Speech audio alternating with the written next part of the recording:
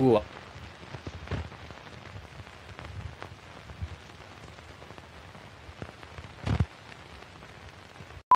You are listening to the Lucha Central Podcast Network. And now, LuchaCentral.com presents Masks, Mats, and Mayhem. I'll write it and we'll do it live. Fucking thing sucks.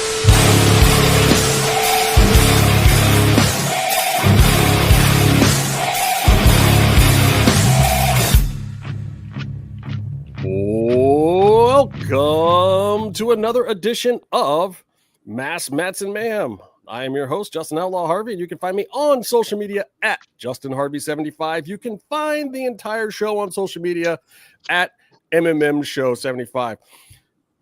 Ladies and gentlemen, it's been a long time since we've used the 5-box, but it's happening today, right now, on episode 195. Wow. I cannot believe we have done this 195 times. I don't know why we've done this 195 like a million times. It feels like so many that Casey is still doing episode 162 and refuses to come into the future. I heard on last week's podcast, he got in a car accident and his dick fell off. Have we confirmed that yet? Yeah, it's the Penta box. I like that. We'll go with that. The Penta box. Oh, no. Oh, Meefloaf, your Australian jokes are not going to go. Wait, is Goatse in Australia or New Zealand? He's in Australia. He is from Macedonia. Okay. Yeah. And he travels everywhere. For people listening on the audio version that we don't do anymore, that's Goatse and Rebecca throwing in the comments. If you would like to get your comments featured here on the MMM show, then make one, goddammit. Anyway, so we've got some faces from some places here. First of all, I'm going to welcome in Tony Allen, Lucha Libre aficionado, wrestling expert. Jesus. I've done a couple of podcasts with him and the No Shave Man Cave guys, and he happens to know a whole lot about a whole lot. Say hi, Tony. Hi, Tony. No, I'm kidding. Hi, everyone. Thank you for having me on the show. I did not make the last show, which was like the comeback show. But I was on the chat, so it had a little bit of input. Happy to be here, and follow me on social media, TonyST.Allen. And you know what? I'm going to probably throw a couple of those things from last week at you this week anyway, just because I'm curious, and it's our show. We can do whatever the hell we want. At Meefloaf is over there in the corner. Hi, Meefloaf. You're way down there. Hi. Good morning. It's not Good morning, Meefloaf. It's only 3 a.m. Jesus Christ, 3 a.m. So we're doing it earlier here for the rest of us because Tony Khan threw a 3-hour show at us last week, and we said we were going to do shit after Dynamite. But so for Meefloaf, is this better or worse? It's fine. I'll work up. He's going to. The kid was up, so. Boom. Bottom right, we've got Byron Filibuster over there. How you doing there, Byron? Oh, Fever. I'm sorry, I can't read. Does that have to do with how I did 10-minute segments last week? I might have been a little longer than 10. Well, count next time. We'll confirm. I'm going to keep it under 7 today. Also, add Byron Fever on all the socials. Are we doing hot takes? We will do them later. We're not going to get into them just yet. Because first of all, we've got to welcome back long-time MMMer. The most recognizable face from MMM show, the JimmyV from Philly. What's going on, Jimmy? What is up, guys? Glad to be back. Sorry I missed it last week, but I was at Dodger Stadium watching the Phillies beat the Dodgers. So, everything's got to come together at some point. And the Phillies are now in the playoffs. So very we're doing Phillies this week, not Eagles yet. We'll get back to your Eagles later. Like they just beat the Marlins just minutes ago. So 11-1. So Eagles on Sunday. Don't you worry. But yeah, glad to be back. And it really feels weird to hear that intro again after so long. Mm-hmm. Well, it feels weird because Denise Salcedo is still on it. Exactly. Denise who has gone on to many bigger things than us. I was just I recognized the voice. I'm like, who's I know this. Like, and then somebody in the chat, internal chat, was like, Denise settled down. I'm like, oh my god, that is Denise Salcedo. Shout out to her. She's so loud every week. I was literally shout out. We've never decided to turn it down. You built that intro. Why didn't you turn her down? I did. I wish I knew how to unbuild it. You know, some Great. things Well, will forever remain a putting it on secret. file. By the time we get to episode 200, Byron, we're probably going to need to do a new one. We're going to probably need to I need to do update the some graphic things as well. Don't you worry. Yeah. I'm sure we can probably find someone else to do the info at some point. Don't you worry. I'm glad we've got Jimmy here too, because in our Lucha Lookback, I saw him quite a bit in one of the matches that we're talking about in our Lucha Lookback. So, Oh yeah, I don't know where definitely we get to were, that. 'cause I know we were there. At least I know I was there, Byron. I'm pretty sure you were there for those matches. But I we'll was get into that. definitely there for those matches. I was there for Chelsea's. Did we have bad I- seats? I was not there. No, I don't think so. I was not there for sure for the You, triad. the most Josie loving fool I know, you weren't That's- You there. weren't there for that one. That's why I I know have, where by we the way, sat I for have both of those. I have 17 hot takes just. I on know. Goofy I know Wrestling we were stuff. sitting on the other side for. But no, I know the for sure I Joshi did. I girls. missed it because I was heartbroken. And every time I watch the clips again, I get heartbroken. I'm like, I was Question there is why for did you every miss it? single. I was in New York, visiting Yeah. someone. Anyway, Ooh. I'm gonna Ooh. get into it, guys. I'm gonna get into Go ahead. our first topic.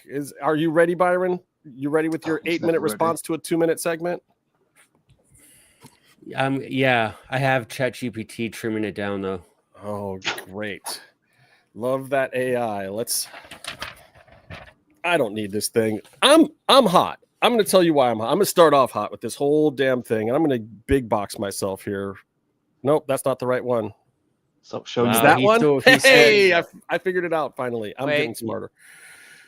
The logo's covering most of it, so thank you for Yeah, just kind of duck underneath it there. Here. We got to redo our graphics too. Our I don't graphics. know, looks are- like the There we Ultimate go. Warrior. Oh, That's come much on. better for me. That's not what I meant. I hate wrestling companies. I'm gonna Oh, tell you God. why I hate these wrestling companies, because everything that WWE is doing right, AEW can't figure out. Everything that AEW is doing right, WWE can't seem to touch. And for some reason, these guys went head to head with this nonsense this weekend, and they both pissed me off. They both seriously pissed me off. I'm going to say right now, I'm just going to put in my 2 cents, and then I'm going to pose the question for the rest of the guys. AEW absolutely, clearly, far and away won the weekend to me. Doesn't mean that WWE's pay-per-view was bad. It was actually pretty decent, but it did not live up to what Triple H promised. Not by a long shot. He promises big surprises. Okay, Stephanie's going into the Hall of Fame. It's a big surprise because you pulled off a rib on your lady. That's not a big surprise for the rest of us, buddy. I was expecting, Roman Reigns to paraglide in or something crazy. I don't know. Anything other than that. And we'll get into the squash stuff later. Regardless, not a bad showing, but also not on the level of what AEW did. AEW had memorable moments and whatnot, but these guys are scared. AEW is scared. They're booking like they're scared. Tony Khan is booking like, oh my God, I don't know if I can impress our fans enough, so I've got to add one more match in. I need this Mark Briscoe MJF thing. I've got to have Konosuke and Okada in this 3-way with Dorada. Like there's so many matches. I can't remember them all. There were some great moments. There were some memorable things, but it was overbooked. It was overcomplicated. There was too much at AEW, and too much of a good thing can be bad. Why the hell can't AEW spread this stuff out? Why do we have to wait for these pay-per-views to be the thing? Like when Jimmy and Byron and I all went to the pay-per-view in LA, it was great. It was great.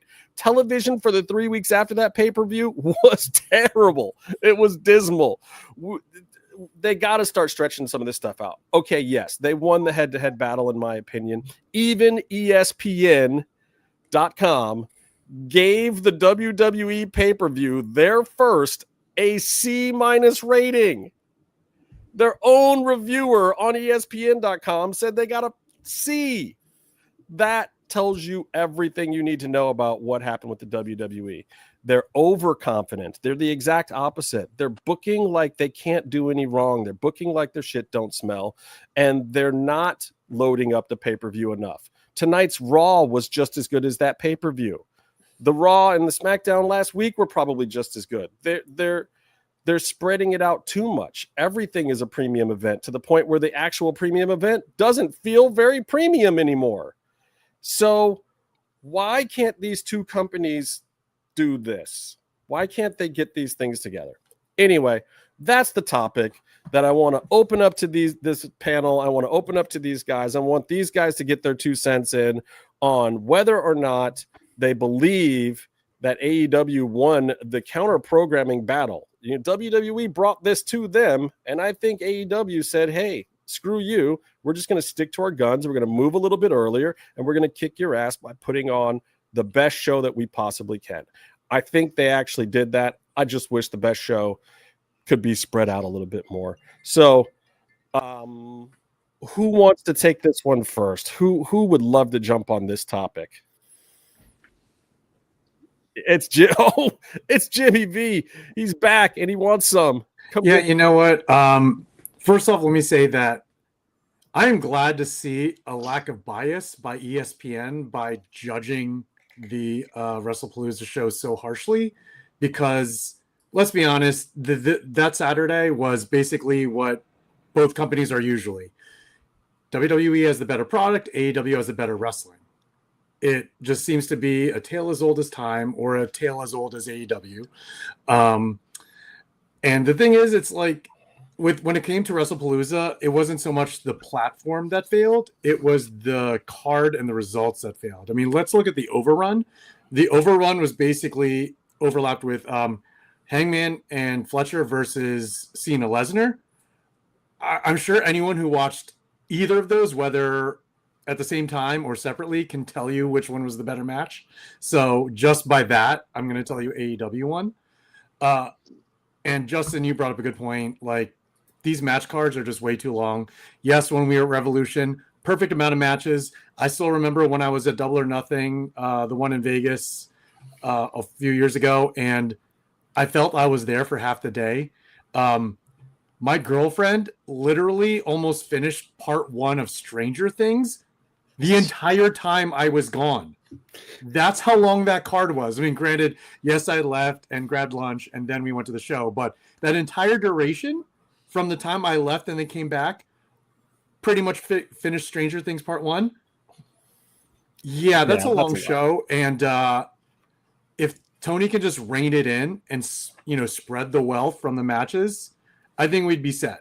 Wrestlepalooza was, that's supposed to be their new big PLE, like overshadowing, like, in between SummerSlam and Survivor Series. You mean Roadblock? In your house, brother. It's in your house. You're laughing, Byron. Does that mean you want a piece of this next? Yeah, I'll go next. I'm not scared. Yeah, you are. Oh, All God, right, you're wearing a Green Day shirt. Oh, can we skip you? What up? That's an automatic skip. That's like a skip in Uno. I'm wearing a shirt. I wasn't actually born when this album came out because I'm 25. Wrestlepalooza is a dumb name, and I know that because the top WWE stars also think so. Like CM Punk specifically said, he is trying to even avoid saying it altogether. It's a dumb name. It's a hotshot idea to see if they can do something to AEW, and it was whatever. I mean, their own company that bought the streaming thing didn't like the show. It's just unimpressive. AEW, their show is great. I had to watch it on delay over 2 hours because it's so long, but I enjoyed it. I don't know what to say about Wrestlepalooza. I mean, I didn't really care about any of it. I keep forgetting John Cena was fighting Brock Lesnar, or he was supposed to. I guess they didn't really have a real fight. But yeah, it would be great if like the EO Steph match went to AEW, and then like 3 matches from AEW went to Dynamite instead, maybe. But I think the biggest difference is their business models. AEW is inherently a pay-per-view business like wrestling used to be, and it's run by a wrestling nerd who loves wrestling. So he's going to do the best pay-per-views he can, because growing up as a wrestling fan, we watch the shows with friends, we have a party, we have a great time. So he wants to make that the biggest and best. WWE has been giving away their pay-per-views. They don't even call them pay-per-views anymore for years, ever since the network. So that's completely devalued the money. That's completely devalued the incentivization. The whole thing that Punk complained about in AEW is like, no one cares because you're not making money off of a hot angle or match anymore. That's the same thing with WWE pay-per-views. Now they're doing, I mean, okay, it's cool. Oh, you don't have to stay up all night to watch it, but they're really doing less work to make the same amount of money. And so the ideology between both of them, one of them is they're earning it, and the other one, they're just trying to get to the next Raw so they can get to the next TV deal. So that's that. Brent, did you tell Aubrey I was so sorry about that little thing with the dress? Whatever. I hope you Don't told say her it within I was arm's reach. really sorry about that. Sorry, Aubrey. Sorry. Anyway, Brent was at the show. Glad you had a good time. Rebecca is acknowledging Brent. We're all acknowledging Brent. Brent is a Pennsylvanian. So, okay. Thank you. Good looking out, brother. So let us know how the show was too. If you're driving and texting, make sure you talk to texting Brent. Let's send him a link for the stream. So you can tell us exactly how you felt about the show tonight, because I felt like it was actually pretty decent. It's a decent follow-up show. I like some of the angles and the continued storytelling for a change over at AEW. Okay, Tony, are you ready? Or he's like, I'm ready to do this. All right. First of all, Rebecca, thank you for welcoming me to the show. And hi, Brent. How you doing? He's a good friend. So I finally found out what is too much wrestling. 14 matches on the AEW show. That was already insane. I'm gonna be honest, I did not watch Wrestlepalooza. It was very hard. I think I watched the whole thing when Triple H came out and he was like, "This is gonna be the best thing that ever has happened in your life, and we have changed the whatever." I felt like an iPhone sale, like, an iPhone presentation, and we changed. No, it has 4 cameras. That's what I thought it was. It was too much wrestling. Yes, AEW had the better show. It was very long, but they did have the better show. There was a couple of matches that I'm trying to go back because there's so many of them, right? The Eddie Kingston comeback was whatever. I don't even know what happened on that thing. I forgot who else. I was like, what? Máscara Dorada and Takeshita, whatever. Did not need to be on the show. It was so long. And on Wrestlepalooza, I gotta say, I ran to my house because somebody was spoiling me shit on our chat. It starts with O and ends with low. He was spoiling me, and it was like, "Oh my God, Stephanie Baker won the championship!" And I ran to my house to watch the match because she's a good friend, and I'm very happy for her to have made that championship, to have gotten the championship. She deserves it. I don't give a fuck what people say online. She deserves it. She has a very long career. It's not always what you do at WWE. It's your whole career to get there. Yeah, she's only been doing this for 15 years? Yes. So she's been doing this forever, everywhere, right? So, yeah, I'm very happy for her. To put it in perspective, by the way, she has been wrestling a year longer than EO, 3 years longer than Rhea, 2 or 3 years longer than Nia, I mean, she's been like people are acting like she's brand new, but no, she's just new to WWE, guys. Yeah, she just got to this company. It's not like she has not put in the time and the effort and the Nothing sacrifice, before. because you have to know all the grueling parts of being a wrestler, how their bodies end up, just taking a toll on them. I'm not gonna speak further than that, but I just know that it has been difficult. Why did AEW outshine WWE? If I could put that in a bottle, then I would be having Tony Khan's job, but I don't. But I think that a lot of the effort from WWE, it's on the packaging. It is that, and I was telling everyone on the chat that we have, I was telling them that it's like watching two different things. It's completely different. And you can feel the shift. And if you watch both shows because you're a wrestling fan, when you change from one company to the other, you go like lasers and fucking smoke and all this stuff, and like proprietary music and stuff, and it doesn't feel genuine anymore. That's what I think. And with AEW, even though they have their own faults, and I'm super critical of them, you can go and watch the show that we used to do before. On the No Shave Man Cave, which is over, but you can go watch it. You will know that I'm critical of them, and they still feel like anything can happen. And even though some of the surprises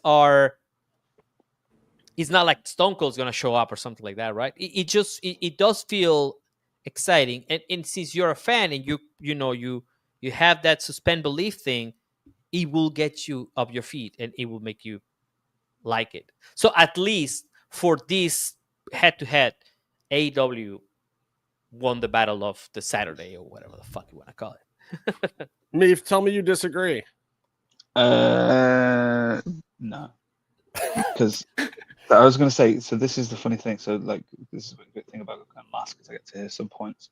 So on Tony's thing and everybody else talking about AEW and like it's where the best wrestling is, etc. This is where the big thing comes in. So it's the best wrestling matches have happened on AEW, but there was that much wrestling that no one can really remember what the fuck went on. Because it's your sensory overload or whatever you want to call it. It's just trying to recall matches. People are like, holy hell, like what actually went on. Loves the Thunder Rosa shirt that you can only get from Thunder Rosa at a live show. Yeah. Actually, it's not on shopaew.com. Yeah. And the other one too. So go and get it. But this style over substance is a classic for WWE, and the thing of the pay-per-views I totally agree with, because it's basically just another Raw. Or should I say Raw has become another PLE, because it's the same matches, it's the same stuff, it's the same shite. But yeah, that I just loathe all of it. Tell us how you really feel, Meef. I mean, to piggyback off of Meef real quick, it's go for true. it. Like, there really isn't a difference anymore.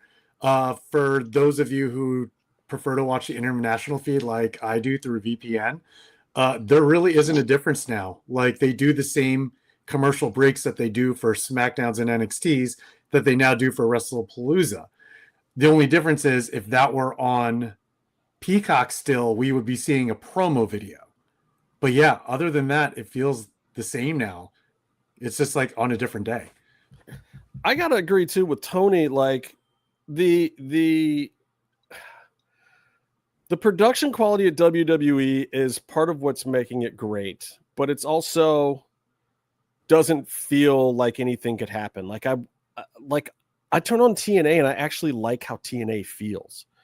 I feel like I'm watching a wrestling show. There's more hard cam shots.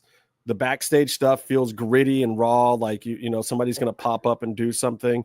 AEW tries to do that, but for me, it fails at AEW. Like their segments feel like rushed, day of, something that doesn't have enough production quality to it. WWE's has too much, and I kind of want them to get to where like a TNA is, and even actually NXT isn't half bad with it. I think they do a little too much of that, you know, 10 people in a locker room thing that they do over there, especially with the girls. And I'm kind of over it. But I think that's part of like when I turn on AEW, I'm still saying, damn, there's something missing for me. There's still, I can't always put my finger on it. It's like this talent's exciting. I feel like there's some actual storytelling right now. AEW does have a little bit of an issue with the fact that a lot of stars are out right now. Osprey's out. MJF just like Kenny is God knows where. Jericho's probably leaving and never coming back. Not that people necessarily even want to see him, but he is still a big star, whether anybody likes it or not. Danielson's on commentary, which, by the way, I do not like personally. No. I am not a fan of Bry on the commentary. It's not quite there yet. Maybe he'll get it. Maybe he just needs some reps. Some of his stuff is there, but a lot of it is kind of like, oh, you're really pulling this in the wrong direction, brother. Isn't he a real cheesy dickhead? I think he had star power, and I think that's, to me, the reason to have him at the desk. And then but you've got the black and orange right there. You're talking about star power, brother. Come on, Taz. I know, but it's like they want to keep him as an employee, but they want to also not have him go in the ring, so they want to keep him busy doing stuff. See, so I get just it. see it. I don't think he's good at it though. I think it's just it's all just building up to him, like, getting his revenge on the Death Riders. And if that's the only reason he's on commentary, then not worth it. No, he should never wrestle again. He should have probably retired a year or two before he did. Didn't he retire? Didn't I saw him at All Out and that was it? Whatever. Yeah. I believe that he's on commentary so that he can watch people, so that he can write them up, since he's on the disciplinary committee. Definitely. I think he's just out there with his notepad taking notes like, okay. Also, I think that he retired from full-time wrestling. I think. Oh, wow. Asterisk on the... He hasn't retired from wrestling. He's just retired from actually showing up and doing the job every week. He's got to wrestle Blue Panther, hasn't he? So. Well, I mean, okay, go ahead. Yeah. I just thought something that Meefloaf mentioned, that it was so much wrestling that he got lost, right? But I think that is just a sign of the times. We are in the middle of the AI slop, as they call it, and that is actually going into our social media, which is just like, the doom scrolling. So this is doom scrolling wrestling, kind of, but at the same time, that is what is happening right now. So in a way, AEW, it is mimicking social like society. So that's what wrestling should be doing. I'm not saying that's okay. I'm just saying that is just the reflection of what's happening. Sorry, I'm very philosophical. I went no, it makes I get that, and I like that AEW is the doom scroll of wrestling. Yes, but I'm not saying that as a bad thing. That's where you spend most of your time right now, social media. It's just like, and maybe that's the reason why they have to do so much, because the way that half of it's being consumed is in 30-second clips after the fact, 2 minutes after the match is done. Also, can we be honest here? How many people are watching their show while on the phone? I feel like a lot of the time I'm watching the entrances, match starts, I'm on my phone. I look up to see if a high spot's happening, go back to the phone. Finish is probably going to happen right now, and finish. Especially if I don't take my Ritalin. No, I'm kidding. I mean, you don't need a toilet break anymore. I mean, there's too many matches to be toilet breaking. I do think, though, with all of the matches on an AEW show, there have been really good pay-per-views where there are different types of matches, and you kind of go for a ride. You get, it gets really intense in some areas and less intense in others. And to piggyback on that, I brought up last week how Casey and I learned that if you pause an AEW pay-per-view halfway through and then drive somewhere and get ice cream and then come back and press play, it's a way better experience. And I think they need to do more of a pacing issue, just like they need an overall storytelling. I mean, the stories have gotten a lot better this year, but they still need an overall storytelling improvement, and how they deliver those stories. They need a better pacing for how they pace their shows, so you can catch a break. Like, I'm not saying throw a bathroom break match out after a big match and before the next one, but It's a creative business. Figure it out. I hit the wrong button. Yes, you did. It's one way, Push isn't roll it? out. It's been Oh, there it Byron is. getting shut. No, I don't got anything else. No big screen. Well, just before that, yeah, the thing is that, and I guess to wrap my thoughts here, it's that if you have all these matches and you have all this time to sell stuff, right? That is the only thing that kind of gets me in the way, because if you have all this time, why don't you let us know what's going to happen next week? Or like something in between the segments. That's the biggest issue, and that's to Byron's point that the storytelling lacks on that coherence area. That I will need to watch it on Wednesday, because from Saturday to Wednesday, that is a big jump, especially after the pay-per-view. It's not like you're gonna get it on Monday, in which But we see, have been hardwired. Right, and to, here's my issue, and tonight is a perfect example. So I look at AEW and I look at Monday Night Raw. On Raw, you get the Asuka and Rhea match. It's made on the show. It's the headlining match, just like the women headline at AEW. But with AEW, it's just announced at the beginning of the show, and then also our men's champion has a championship match, but his doesn't really matter, and hers does. And I'm not really telling you why. I'm just booking 2 super matches for this show that you're supposed to care about, because we're where the best wrestle, so I'm just going to give you wrestling. Whereas at WWE, they go through all this stuff and they have 2 or 3 segments, and Rhea and Io are talking, and then Asuka comes in, and who's better than Asuka? Well, Rhea is better than Asuka, and I can prove it right now. So let's make a match. And then we wait for a segment, and then they say, okay, well, they actually tease it up for a while. Like, is that match going to get made? That'd be great. That's a PLE quality match. And guess what? It is a PLE quality match. Those are 2 women that probably should be, one of them should probably be holding the belt right now, and we all know it. So that match actually means something. It matters. And you build to this thing, and then you have your stuff, your aftermath, where you have your turn and this, that, and the other thing. Same thing that AEW did. They both did the exact same thing in their headlining matches. They had their top women go in there, headline. They deserved to be headlining, but one built a story to it. The other threw it out there, and they both did things with cool little turns and twists at the end of it. It's the exact same thing. As a fan, you're watching it, you're consuming the same thing, but what feels better? The one that has the story going into it, or the one that they just threw it there, and then at the end, this ending that they've been kind of building to?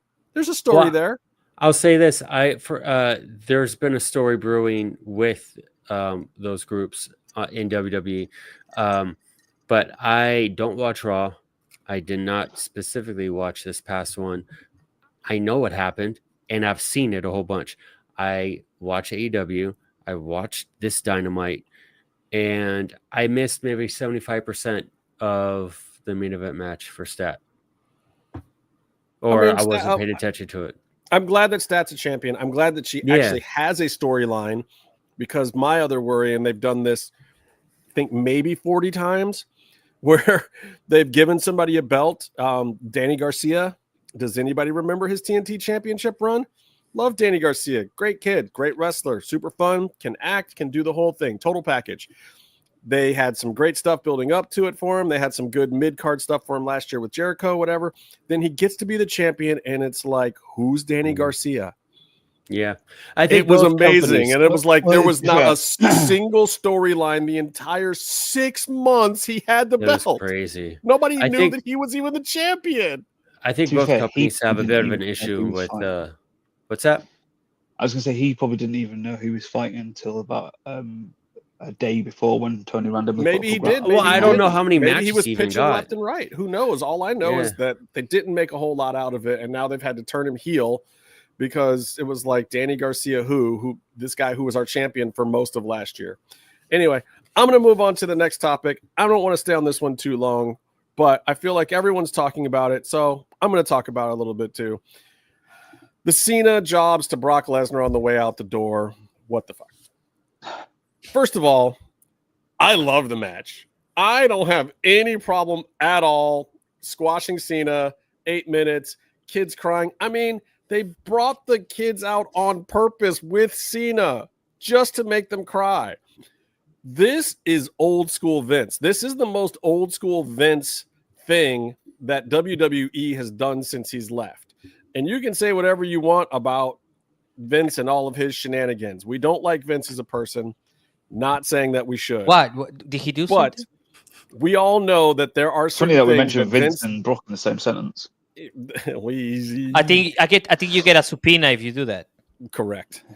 Anyway, I'm just saying, like, we can hate Vince all we want, but he programmed everybody on this panel at some point with how we watch wrestling and what we expect from wrestling and how to not expect things in wrestling also. And this is one of those things where I think we talked about this when we actually did an episode last year about Netflix and how WWE has to reprogram people. This is part of the reprogramming of the fans. They had to do this at some point in time. They had to take away the feel-good moment. Like, sure, it's John Cena's retirement tour, but on the way out the door, he got squashed by Brock Lesnar. They could follow it into a story. It could be a one and done. They could just leave it like that. I don't know. And that is wrestling, because the whole point of that is now you want to know. You're building now heat. People now, and think about this. I don't necessarily co-sign bringing back Brock Lesnar at all, but they did it. And they're paying him a bunch of money. He's got a new contract. He's going to be around for a couple more years. It is almost Cena's responsibility to put over this big ticket item that they just invested in. They don't really have a choice. If you're bringing him back and you're paying him the money, because what fights is anyone interested in? People forget Cody beat him last year. He's already fought Roman Reigns. They brought a tractor to the ring. Like, there's no big marquee stuff left. They had to rehabilitate Brock Lesnar as a monster, do it quickly. Cena is the perfect one to do it at this point in time because nobody expected it. But here's where I have a problem. Why the fuck is John Cena getting up and glad handing while the kids are still crying? If we're rebuilding Brock Lesnar, you've done this dirty deed to the fans. You've done the old school Vince thing. You make the guy lose in his hometown. You make the babyface lose at the big moment when everyone thinks he's going to win. You're doing the thing. Why the hell is he standing up, glad handing, standing tall at the end of the segment? If you're going to do it, just do it. Crush him. Have him walk out at least with, like, on the side of a referee, like leaning and limping, or, you know, going out the loser's lane, or have him stretchered out if you really want to take it all the way, or have the rest of the baby faces come out and carry him out to get to a Survivor Series match or something. But good Lord, why the fuck is John Cena just standing up and walking out on his own 2 feet and high-fiving little kids on the way out the door? He's the peacemaker, man. Purpose. Peacemaker don't sell. The peacemaker. I should have made don't myself sell, big dude. box for that because I'm on my soapbox for it, but I didn't miss it. It was fine. Great. I know you didn't miss it. Here, Byron, why don't you say something in the big box? I will say, speaking of Brock, hold on, timer. Hold on, I'm gonna set a timer so I become. So But Byron, if you take 5 minutes to set the timer for 2 timer. minutes, you've still taken 7 minutes. Here we go. just type Now one we're down. saving Right. time. So, Brock was stale. Him and Cody did a thing, blah, blah, blah. I think a lot of the matchups are super stale at the top of the card in WWE now. Hopefully they get new blood in there. I mean, I love that LA Knight, Eli Drake, is succeeding and doing stuff. I'm not that entertained by him as a WWE sports entertainer, but throw him in the mix, throw him in the world title mix, shake things up. What else? In your notes, you didn't mention this, so I'm prepared to talk about something that actually isn't prompted. So now I'm going to look like an idiot. But you're like, is this the end of Cena or something? And I'm basically like, are they going to job him out? And I'm saying no. I think they've been botching and hot-shotting his whole storyline, his whole retirement year, and it's been sucking on the storyline-wise. So Cena wanted to go AEW route, and he wanted to be the new Sting, and he's tweeting about dream matchups like with AJ Styles, and now he's going and getting cool stuff like that. And basically, Cena is going to get the AEW Sting retirement. Cena, AEW. Interesting. You think he's going to go out with a win? No, I'm thinking that he wants to go to AEW, retire, so TK will treat him right and give him a proper send-off and let him dive off of, high elevations. Things that are, New Jack. do Aerostar impersonations. But only on the go-home show before the pay-per-view. Yeah. He's going to hire... Yeah, so, but yeah, it just... I don't know. I think Cena going with AJ Styles is sort of a retcon on let's make this a fantastic storyline and then turn it into let's just do a bunch of cool stuff, without big buildups. All right, your allotted time has expired. I'm going to put Jimmy in the box. So Justin, you were talking about Cena not like basically grandstanding for the fans at the end. He's on his retirement tour. I feel like that's something you just got to do. Sure. I get the whole beaten by the monster thing, but here's my issue with that match as a whole. We've already seen it. In fact, they literally used most of that match as build-up in the video packages on SmackDown for that match. So why are we basically seeing a bunch of F5s instead of seeing a bunch of German suplexes? I wasn't a fan of it because it was basically the same thing. If they had made it a more athletic competition, sure, it would have been a much better match in my eyes. But if this whole purpose was to build up Brock Lesnar, it's like that doesn't take a lot. It's Brock Lesnar. Like he literally could have just done a running segment back for the introduction. It's Brock Lesnar. Like anything that basically, I felt like any buildup with that match was just wasted time. I would have much rather seen a buildup between him and AJ that would have been used for Perth to show their competitive buildup, as opposed to, oh, we have to see it all relegated on social media because John Cena doesn't have any more dates until then. So, and also like to make Brock look strong, like for what? Like you said, he already lost to Cody last year. He already had his feud with Roman. What are you going to put him in now? Because he's obviously not going to face anyone for the title at Mania. It's going to be Punk and Rhodes, and then Seth and Roman again. So I don't know what we're building up to with Brock. If we needed to build him up as a monster, could have fed him anyone aside from Cena. If they wanted to do it for nostalgia, they could have just replayed that match on YouTube. I mean, that's basically what it was. It was a greatest hits match. It was a replay. You'll probably get Brock versus Undertaker in Saudi. That'll be the one. All right, you're up. Since you're talking, you're going. Okay, yeah, go for it. By the way, Jim's wearing a Wrexham shirt, which is highly offensive. I'm being offensive all around, baby. Let's go. They're a Welsh football team that play football in the English second division. No wonder an American thought it was. You're saying the Welsh aren't English? Nobody in America understands that. Yeah, me. I know. Explain this to all of us. Christian Bale's from London. Haven't you heard? Oh, God. I went to school, so I know what nationalities are. The thing Cardiff's like just one stop up the metro from like London, right? I mean, to be fair, it's not far because it's called a tube, by the way. Tiny, it's a tube. It's a tube of never get on the tube lubricant.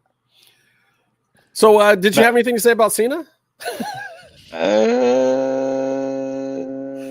I'm enjoying him going on Twitter and kind of people say going in for it for himself. I think whatever, but I like the idea that he did just go, oh fuck it, I'm tired of this shit.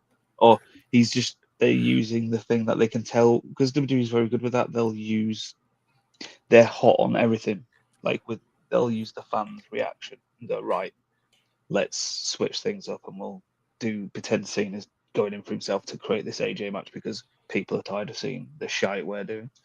So they kind of will use that and lean into it and be proactive, which is hilarious. I hope so. I mean, look, WWE packages sell shows, man. They do a great job with that. And it's like sometimes they're just doing a little thing on TV just to put it in the package. WWE is Cheech Marine in Dusseldorf. Cheech Marin. Cheech Marine, sorry. Cheech Marine. That's I a knew what great he was movie. saying. The thing is, Cheech Marine. it's spelled The Marine exactly 6, how. starring No, Cheech. Mirin in Europe. Yeah, but he's Marine. Mexican, so it's Yeah. It's just that thing. In my He head, once sat in I'm- front of me at Lucha Vavoom. Oh, damn it. Oh no. So it's my turn, I guess. I couldn't care less for that match. I think it started. I think I caught up to it like later on, and then Cena was already on the floor, like he already had been beaten. It really didn't take long for that to happen. It was like yeah, it was we like got 8 two minutes long. offensive moves. So who gives? Yeah, I did not care for any of it. I think they did kind of destroy Cena's goodbye tour on my end. I think that it was really good when he was like mean Cena or whatever we call it. That was really good. And then I don't know what's going on. Sorry, I had to give a shout out to my friend Daniel and Daniela, who are putting the Circuit Lives or Mummer Wives on pause to watch this show. So I guess that's good. I don't even know what that is. I didn't watch it. I couldn't care less. I mean, I saw the highlights. Whatever. That's all you need. Yes, because it was like 30. You can watch that match in 30 seconds. And does it go anywhere? I guess. Do we care? No. Do I want to see Cena having a good match before he goes? Definitely. Thank you for actually being on the chat, bro. Because you're watching, but you're not being on the show, Danielle. Thank you. So yes, I don't know. I just, but now that I think about it, I don't even know who I want Cena to actually have a final match with anymore. That's part of the problem. I think that's part of the issue that we're stuck with now is like, it's not that the things that they've done have been so horrible. It's that it's made everything so convoluted. When people look back at this final run of Cena, what are you talking about? Are you talking about he's Rock's henchman for a half a day, but then he turns into evil, heartbreaking Travis Cena? Scott. Then are you talking about the Travis Scott's finish? I will always remember Travis Scott. Like, are you? Yeah, painfully. Fiend. Or it's the No. or fiend. Or Worst is song it ever. is it the R-Truth stuff? Because that worked. That was fun. And then he Got his immediately friend back. pivoted. Right. I mean, the pivot was, it was AEW fast hot-shotting on the pivot there. I don't even know how. Yeah, That's it the was most so quick. AEW thing WWE has done in the entire last 10 years. Now They we know should've how put that some of feels them like stuff on the 20 other matches. side. Yeah. They should have put I a just wig wanted on to have like Truth. 20 matches with like 20 guys who, like, you know, the kind of, I wanted AJ Styles, like, okay, I'm going to say Escobar because that's me, but like Yeah. just the, you know, LA Knight, all these guys just have, that would have been better than trying Yeah. to give him some form of storyline. I mean, a storyline with Cody Rhodes, yeah, fine, give something Well- like that, but just give me Cena's going out, he's doing a rundown where it's like almost like his US title thing. Yeah, where it's like that- people just kind of come out. He calls out every week. People turn up. I want that. I mean, I was gonna think say, this is where you miss. I yeah. think this is again was where you kind of miss Vince a little bit, just because Vince would have had one bad idea, but he would have shoved it down everyone's throat for a whole year. But it I would have think made with- sense and it would have Yeah. followed through. I think what Even we if you got don't during like- the Cena retirement run was we started off with Rock and Brian Gerwitz and It's also their TKO. ideas. TKO And- brought in Travis Scott and made a whole thing with Rock, and Rock couldn't commit or saw that Travis Scott wasn't going to be able to help it follow through. So That's he not bailed. what happened, though. What happened was they decided to involve Cena because he was going to do his thing, which came up after that. And then Rock deferred to Cena a little bit, and Cena wanted to go a different direction. So then you got Travis Scott still here, and they've already made Travis promises, so they're still trying to involve him. Cena's trying to do his thing his way, and Rock's like, yeah, dude, that's John Cena. Like, I'd love to come and take over, but at the same time, like, give the dude his fucking run, and I'll sit the fuck out. I don't care. Yeah. Like, Okay. y'all paid me either way. I got my 40 mil, so Okay, But, like, on the- that.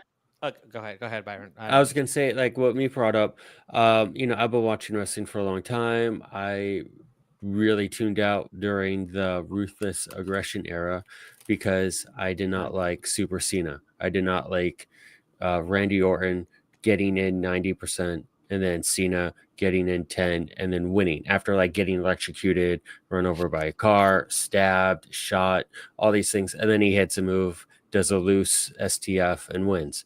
To be fair, there's 5 moves. Yeah. But I really did enjoy that US title open challenge. I enjoyed that. And so I agree with bringing that back. I also think there's a little bit of unfortunate circumstance that KO is out with injury the entire time.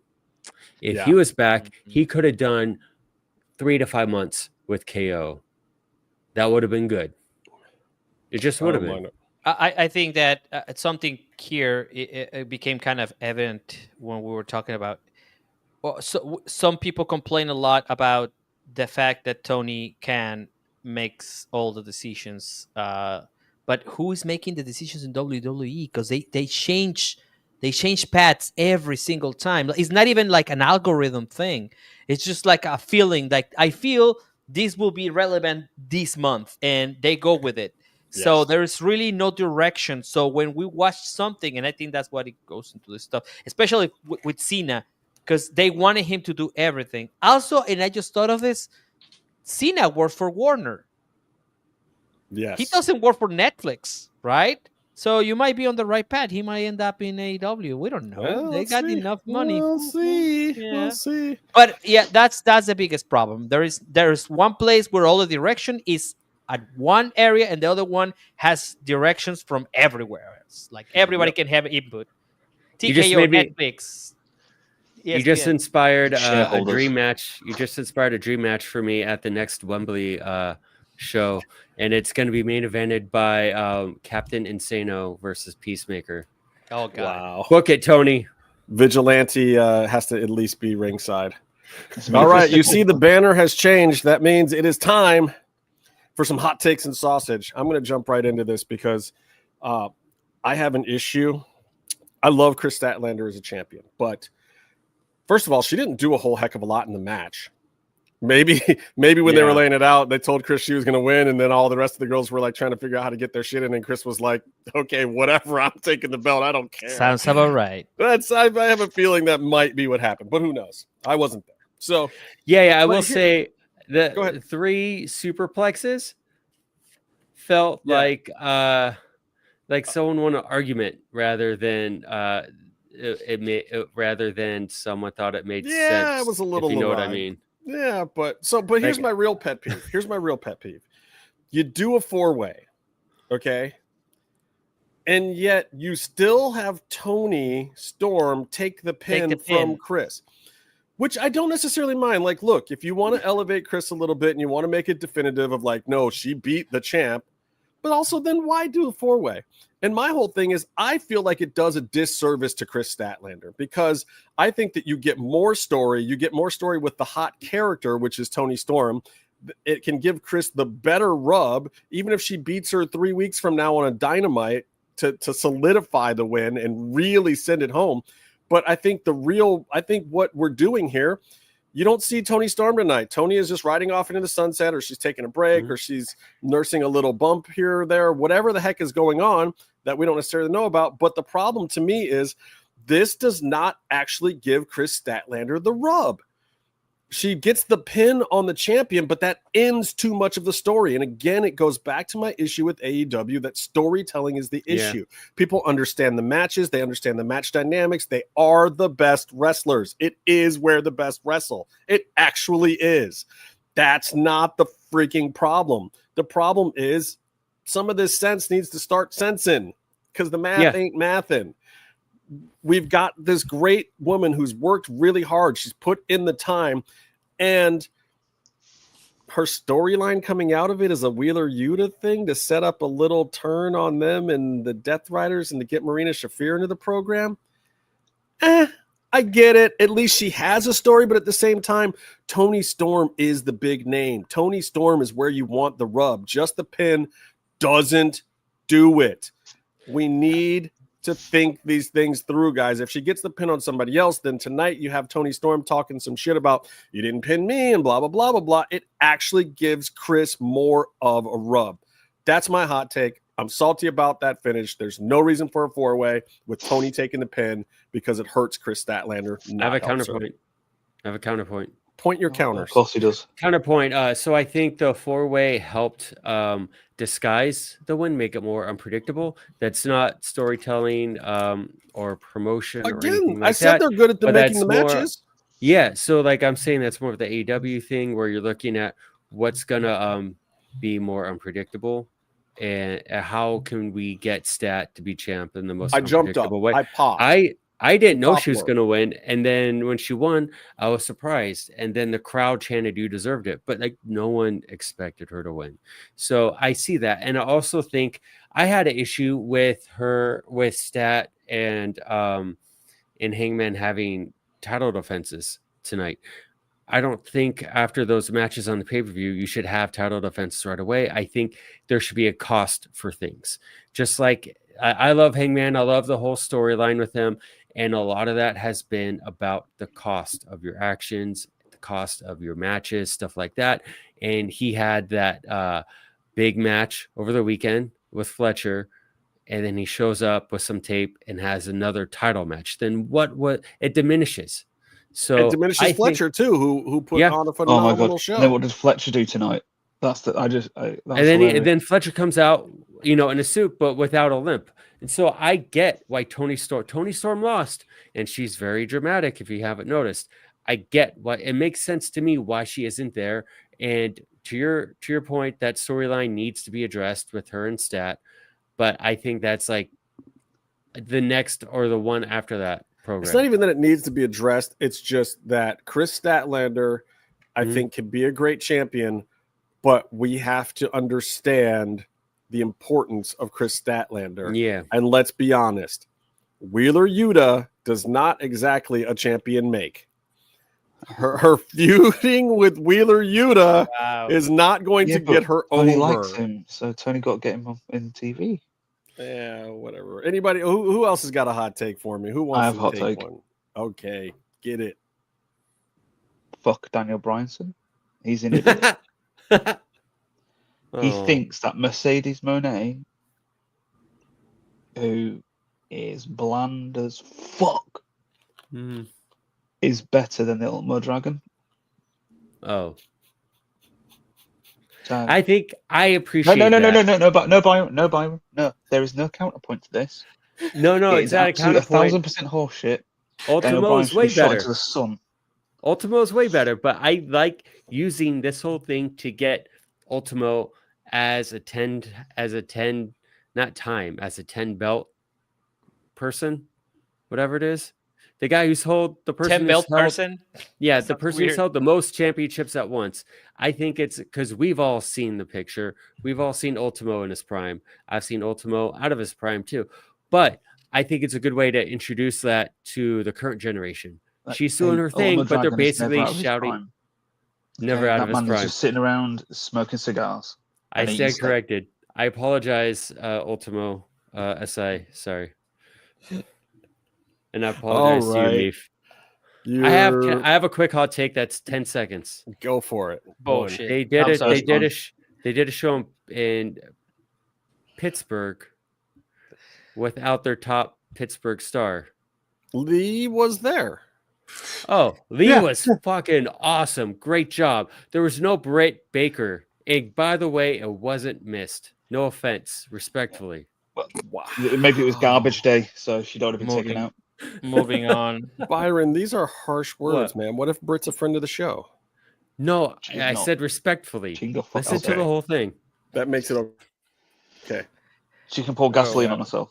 Anyway, so it's always okay. Who wants to follow that? Jimmy, you got a hot take? I'm bypassing my hot take to move on to the next segment. You got it. Okay, this I have guy. one. Yeah, I guess. So I wasn't here for the Saudi Arabia situation you guys were talking about. I guess I can talk about both AAA and Saudi Arabia. Yeah, absolutely. But for the I was going to ask you about the AAA one for sure anyway, because I wanted your opinion. But for the Saudi Arabia part of this segment, I have to bring a different character into the show. You'll see. Oh, wow. We're doing... Tin hat. This is This is amazing. tinfoil, Tony. It looks like a helmet now. What the fuck? You guys know that there are index in the world, right? That tell us when something is gonna fucking crash, like the economy. So there is the strip club index that tells us that if people are not spending money at the strip club, then there's no money, extra money in everybody's pocket. So what I think is happening with the Saudi Arabia thing that you guys are not aware of, well, maybe Meefloaf because he lives in UK, but he's still part of the Anglo-Saxon countries, whatever. And I am out of the bubble because I live in what is called as a semi-peripheral state. So that means we're not third world country. We're just in development in Mexico. What happens is that no one by 2027, I believe, is going to be able to afford a WrestleMania style event in the United States anymore. And they are getting ahead of that. So that's why they moved it to Saudi Arabia. And this makes absolutely sense. Like Liga MX, which is Mexico's soccer league, their biggest matches now are going to happen in the United States because that's where the money is at. That's because we have two teams that cost as much as UK teams, and they don't play as well anywhere near as well as UK teams. Tony, you have to tell us who you support, though. What? You have to tell us who you support. Oh, Who what you sport? support? In Mexico, Tigres. Yes, I live in Monterrey, so Tigres. what? Ah. Yeah, I live in Monterrey, so don't come and get me. So I think that's what's going on. They're getting ahead of that economic crash that it will happen around that time, and nobody's gonna, because now the only people that can pay tickets, even right now, there was this sign that said, "I sold my house to get these tickets." He was not joking. That's probably true, and probably house prices are very low. They probably got it to BlackRock or whatever. So yeah, I think that's what's happening, and they're just getting ahead of the situation. Team Full 20. Because they spent all that time. Obviously, you saw the Money in the Bank promo with Cena. Like, they've been courting every single major president of countries. London mayor, because basically London is at this point. And they've been going around the world shopping WrestleMania for quite a while. With these, we like these international pay-per-views, and it's good and it is great, But like, they really wanted Wembley with a too, purpose. but London was like, "F you, pay us. We're not paying you." Tony Khan gave us things. You don't come here and get things from us. That's not the way this works. And they were like, "Well, shit, we really want to come there. We really want to kick that AEW numbers ass, but Saudi Arabia is going to give us, I don't know, our own country to come there." So I guess they are paying Tom Brady $30 million to play one flag football game. Yeah, that's I think that's what he got in the first 5 years of his contract, or probably the first 7 years. You look at what they've done for boxing. With boxing, they've managed to put on all the fights that all the fighters were dodging. Oh, that's right. Yes, they're starting to put them together. What they're doing for boxing is absolutely insane. Isn't Tyson coming back for another one? Yeah, I'm fighting Tyson next week. I mean, for whatever he's getting, nice. why That'll not? be a big payday. And I'll watch him again. Why not? Yeah, that's fine. Oh, Tyson and Mayweather are fighting. Is that right? Yeah. Is that what? Yeah. Not each other though, are they? No, yeah, they are. Yes. Oh God. Don't worry, they won't be fighting each other. Yeah. Did you see the tweet by Mike Tyson about Jake Paul's fight? He said something. Have you not seen it? Have you not seen it? I've seen the fight. What, the fight? No. So Jake Paul was chatting shit about being the world's best boxer and all this other shit again. And no one's giving him respect. So Tyson replied, "You paid me an extra 10 million to lose." I mean, anyone going back, and if you watch the fight, it's obvious. Of course, he's holding his. It was so he don't kill him. great storytelling for the heel to go over. It was great storytelling. So Tony, let me ask you. Tony, let me ask you just real quick. Yes. AAA a la WWE. Is good, bad, ugly, and different. How are you feeling thus far at our quarter year check-in on WWE buying AAA? Does it feel like a good thing to you, or does this feel like a catastrophe? Not a catastrophe. I'm not gonna take it that far. I mean, I haven't seen anything that will be like, oh, let me call the La Presidenta de Mexico and get the company back. I mean, I don't think. I'm sure that there are really good contracts right now for wrestlers. I have not seen any difference. Like I go to local AAA CMLL shows all the time, and I have not seen the difference yet at those. Oh well, yeah, I have seen it. They had El Grande Americano on a random show here in Monterey, which was pretty cool. And That's I awesome. think that Which El Grande Americano was it? the one we like. Okay. Yes. By the Dita way, from Sprockets. El yeah. Grande. By the way, The least American Americano of all of them. Again, why WWE here? WWE, I will give you this one for free. Why aren't you doing a promotion with Starbucks? Grande Americano, come on, motherfuckers! It makes itself up. Come on, just do it. Put it on for like Christmas, whatever. Anyways, I can see that. Yeah. And Tyler Bate would be Tall Americano, and Pete Dunne would be Venti Americano. Venti. And... yes, there you go. So, but I do love that all the Europeans are playing the American guy who's stealing Mexico's identity. I don't know what kind of meta universe we're living in, but something about it is working now. I'm and gonna I give you hated the it when it insight was on cable. this. I'm gonna give you the insight on this. So we had an Austrian emperor in Mexico at one point. So we don't know the difference between Austrians and Germans. It's just too fucking close. So we like this guy a lot. No, I'm kidding. No, he has done exactly what he's supposed to do. He comes here, sings Mexican songs badly, horribly, I guess, but he endears himself to the public. Where El Hijo del Vikingo, holy shit, that guy cannot buy. Hey, if he walks in the middle of Mexico City, he probably gets stabbed. I'm not even kidding. Like he is like, we have this figure in Mexico, La Malinche, which is the traitor for when the Aztecs lost the empire. So that is what he's compared to right now. So it's insane. It's insane, and I've seen it in real time happening. Like I seen the people be like, we're excited. We don't like this guy. And Alberto, it's now doing reality TV on a competition show in Mexico. So it's like he doesn't even care anymore. And they will eventually need to bring him back because otherwise, this is wrestling. That's what will happen. It will have to happen. Look, Fabi Apache is the darling of AAA right now. As soon as I saw that, I was like, okay, yeah, the gates are wide open. Anything can happen at this point. Yeah, the only thing I can think with the Alberto thing is that the Saraya has repeatedly said she wants to come back now.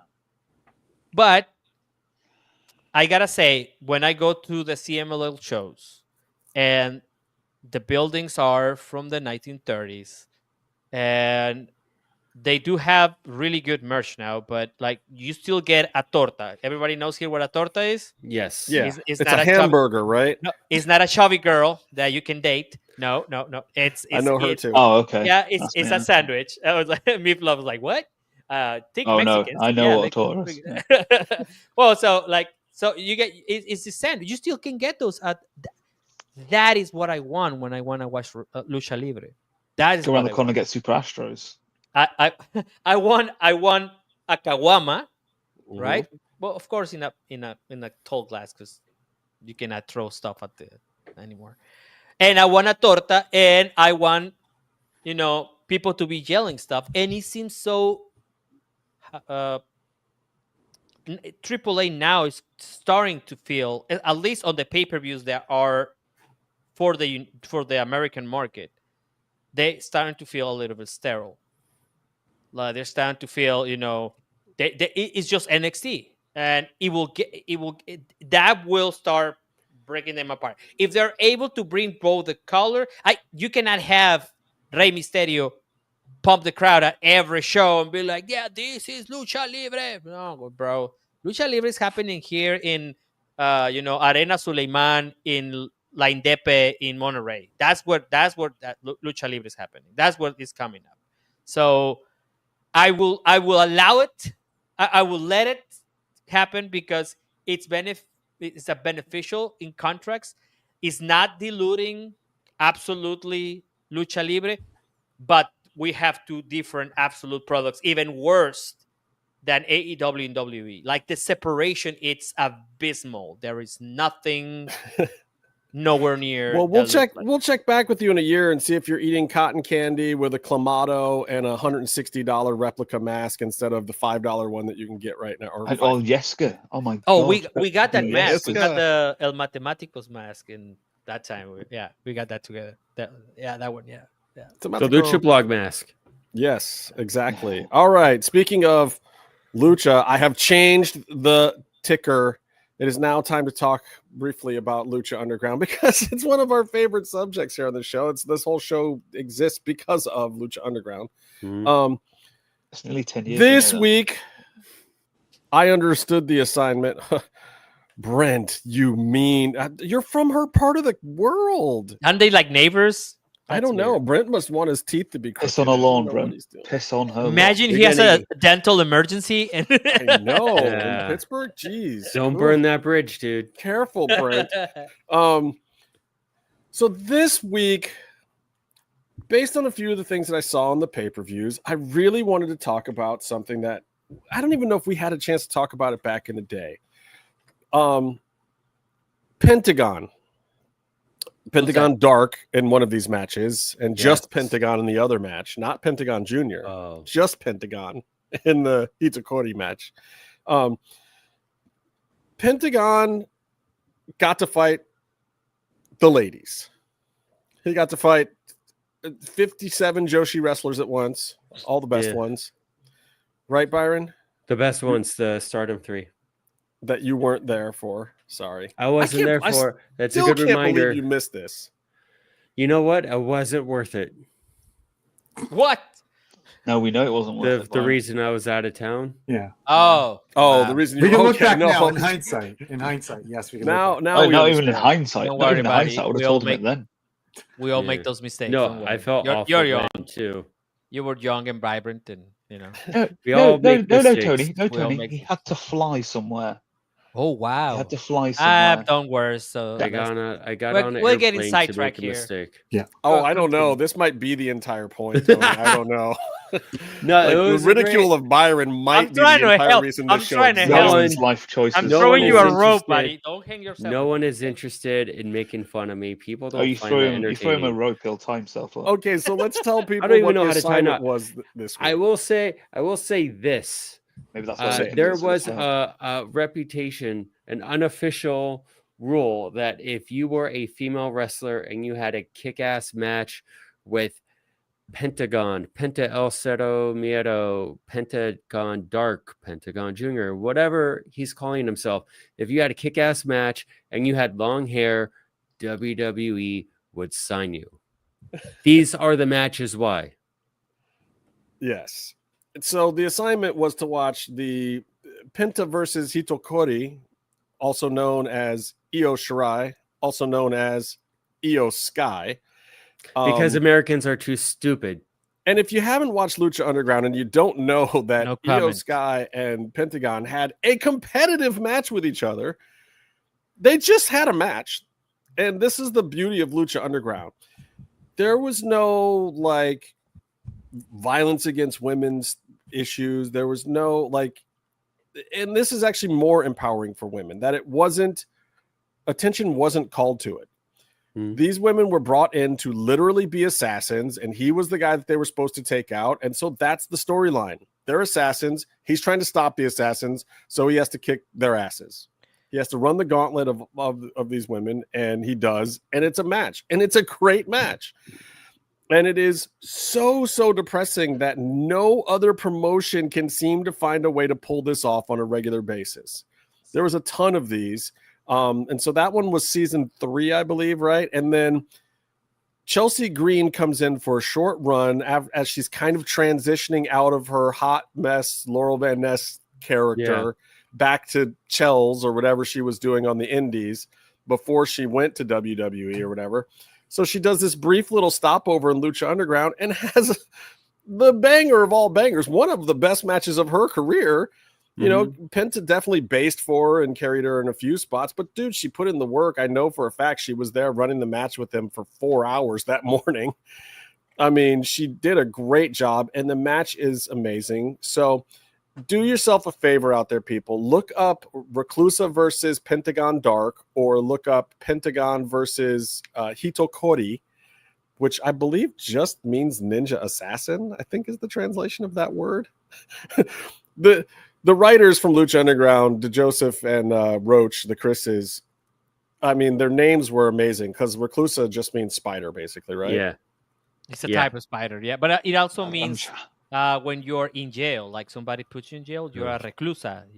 She had spiders on her tights. Yeah, and that's it. And she's just a spider, like not like what Tekla's doing or anything super cool. Just like, no, you need a name, and you're now just that Tony's pointed this out, though. When you look at the storyline of Reclusa, it makes sense because she was kidnapping a sexy star. So well done, Tony. Very good point. Yeah, Spanish. I wish she had kidnapped her and got her to get her gait a little bit better on running those ropes, but that's a whole other story. And it was only an 18-foot ring, right? It was a small ring. I think it was an 18. Anyway, here's my question for you guys. Which match was more impressive to you? Oh, Jesus. I think Io Shirai did more things in the ring, but honest to God, at the time, Chelsea was less experienced and should not have been able to pull off the match she pulled off, in my opinion. Like, I was really, really impressed with what Chelsea did. Yeah, those are so like they're definitely coming from two different sets of expectations. One of them was hey, Stardom was doing a show in Los Angeles, and was it cheerleader Melissa who got EVW and whoever to like check out the show? And then like, hey, they're in town, they're not booked on these days, why don't you get 3 of the best women's wrestlers or some of the best wrestlers in the world on your show, and then put them with your hottest talent, Penta. Okay, that's a no-brainer. And then they go and then they deliver. They did a back gauntlet match to back. They did a gauntlet match that told a great story too. They were all competitive in their own way, but they all did something different, and it was great. Whereas the Chelsea was just there to be a second for Marty in a short-lived like addition to his storyline in the 4th season, which some people have opinions on the 4th season stories. It was very white. It was extremely white. It was whiter than my face right now in the reflection of it. I went to every single episode though, and I thoroughly enjoyed myself, so I can only complain so much. But it was very white. Well, Wade Barrett is the overlord of the Aztec underworld. Wade Barrett. I love Wade Barrett. Here's my here's my defense. Take all of Spanish culture and all of the mysticism of 4 years of this show and put it at the feet of Wade Barrett. He's the cigar man. At best, it should have been a Spanish guy. Yeah. Okay. Well, did he get to speak? Was he going to do an accent? Maybe he'd speak Spanish. Oh my God! What? It's DJ writing it. Wade Barrett doing his best. Speedy Gonzalez would have made it all better, Byron. That would have made it perfect. Just FYI, everybody, I have when people find out, I've not watched the full length of Lucha Underground. I was having an awesome time in Canada and then in Playa del Carmen, so I did not watch wrestling at that time. So this was probably, I mean, I've watched bits and pieces because of my, line of work. But I had watched these 2 matches before, so but I did not know about this, so I'm gonna have to revisit, and we're gonna have to talk about this.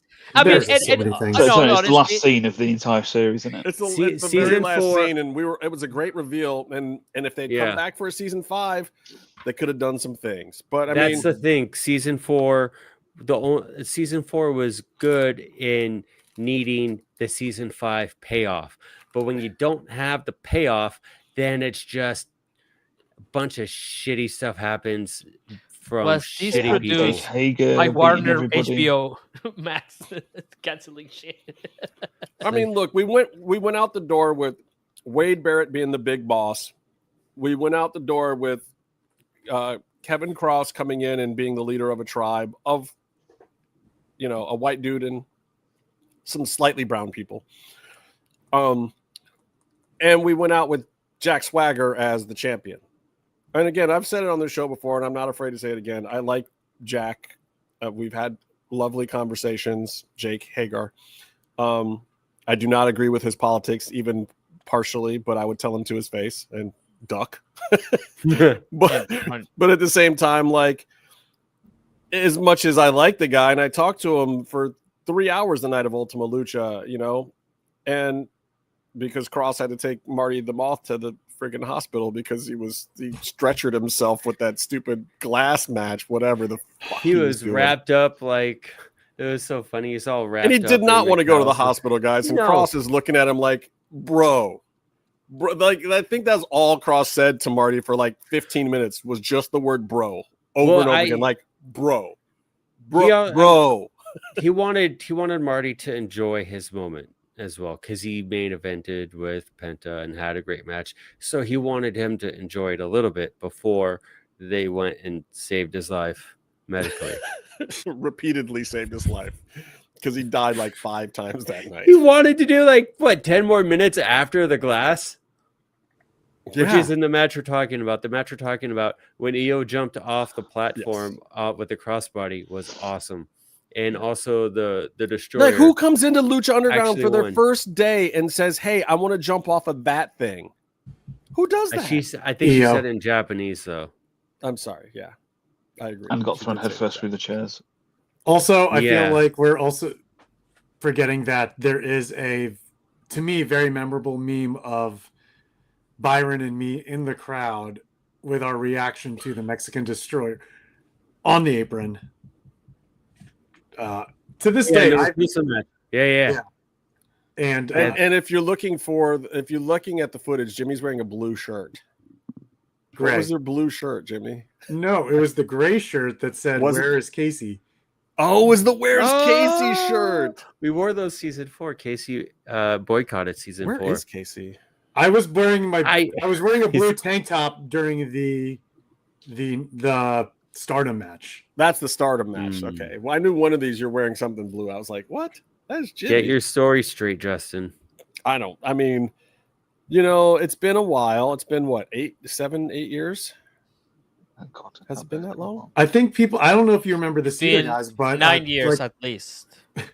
But before that match even happened, or before the debut of Reclusa, Chelsea did do a dark match as the Hot Mess. So we saw her pulling up with pink hair, and immediately I was like, Chelsea Green's here? Then she worked the dark match, and all of a sudden, like the next day, she was just brunette Reclusa, and we're like, okay. Yeah, it was a shock. And again, I feel like she retired the Hot Mess character like a couple months after that, right? I mean, it came back in spurts. Like she did a half Hot Mess at the very first All In. Mm-hmm. And that might have been the full retirement of the character. I think so. I think you're correct about that. Well, it was super fun. I think everyone should go watch those matches, and I can only hope that we get some rematches. Yeah, I will say, could WWE ever conceive Chelsea of doing says that? no. No. You Chelsea guys don't think is- so? Yeah. Really? Didn't we even had like a mixed tag match championship at one point? There Well, was the yes, mixed match they can't challenge, touch. but They can't there touch. was they stopped it. But Chelsea has gone on quite a few podcasts saying that Yes. she doesn't want to mess with the magic of that first match, because doing it again, whether it's good or not, is not going to do it any justice. Well, doing is it fair. also doing it in WWE style. But I do want to say that Chelsea Green has been knocking it out of the park with the sports entertainment, just absolutely amazing. But if you want to see her working, this is what you want to watch. This is the one. It really is. And honestly, she has done phenomenal. I don't know why they don't do more with her, but at the same time, maybe they shouldn't. Because they can literally just hand her anything. Like, hey, Chels, go down to NXT for a 3 weeks and do something with Ethan. Okay, I'll knock that out of the park. Mm-hmm. Hey, Chels, do this program and get Zelina Vega over for. Okay, fine, I'll knock that out of the park. Hey, Chels, be a inaugural champion for us with this belt and get this belt over for us. Okay, hey, I'll knock that out of. Like, it does not matter what they give her. She's one of the very few people that benefits from like multiple losses in a row. Yeah. It doesn't hurt her. Half the time it raises her stock because she plays it the right way. I can't even explain it. Like by all means, she should be the lowest of the low card, waiting for the 24/7 belt to come back person in WWE for all that they've done for her. But what she's done for herself has been phenomenal. And I just hope they keep it going. All right, so time to get to the last segment of the week. It's time for pops and drops. What did you like? What did you hate this week? If you have something great, if you don't, whatever. I'm going to start with a pop first and foremost. I got to give it up to Steph Vaquer. Yeah. And there were some other honorable mentions of pops of the week, but when I went back and I looked at this pay-per-view, and I'm thinking to myself, think about who and what was on the card and what was going on. You have all this pomp and circumstance. You got Triple H talking about all these surprises and how this is going to be the next big PLE and this, that, and the other thing. You got ESPN coming in. You got Stephen A. Smith talking about WWE. You've got Brock Lesnar on the card. You've got John Cena on the card. You've got Cody Rhodes and Drew McIntyre. You've got CM Punk. You've got a returning AJ Lee on this card. You've got Becky. You've got Seth. You've even got the hot new things with the Bronze coming on the show. You've got Jey Uso, who can make 130,000 people stand up and do this crap. And yet, somehow, this little girl from Chile actually stole the entire show. She outshined every person on that whole roster, old to new. She stole the entire show. Not a big story going into it. Babyface versus babyface match. No kind of heat whatsoever. And she still stole the show. So it absolutely has to be my pop of the week. I love a lot of things that happened. I love MJF going CMLL and coming in and doing WWE. MJF deserves a big bow down for the stuff that he did this week too. But the pop of the week for me is absolutely got to be Steph Vaquer and being your new women's world champion at WWE, and the fact that she did it and made everyone love it, and she stole the show. She will be the most memorable thing from the inaugural ESPN pay-per-view for WWE. It's crazy. What was it, a couple years ago?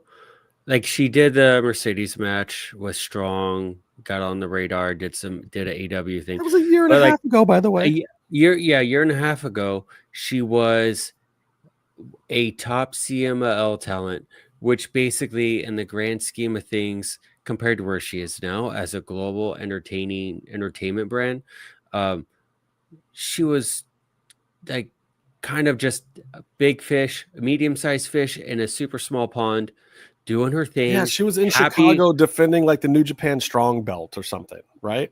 Yeah, and like just happy to be doing that, you know. And then she has a match with Mercedes, and that got her some notice. Some people noticed her, and she did a great job. But still, it's just like it was whatever. And all of a sudden, a year and a half, and now she is an extremely valuable global brand, because that's what you are as a superstar in WWE. You're part of a branding or individual one last brand. thing I got to say about Steph.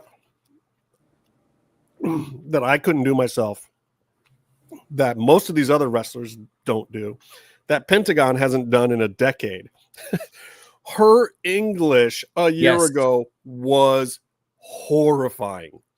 Was like, oh my God, how is Steph going to do this?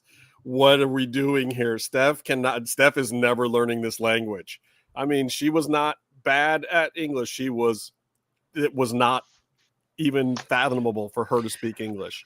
She is cutting full ass promos in English now. They're good. They have passion. It works.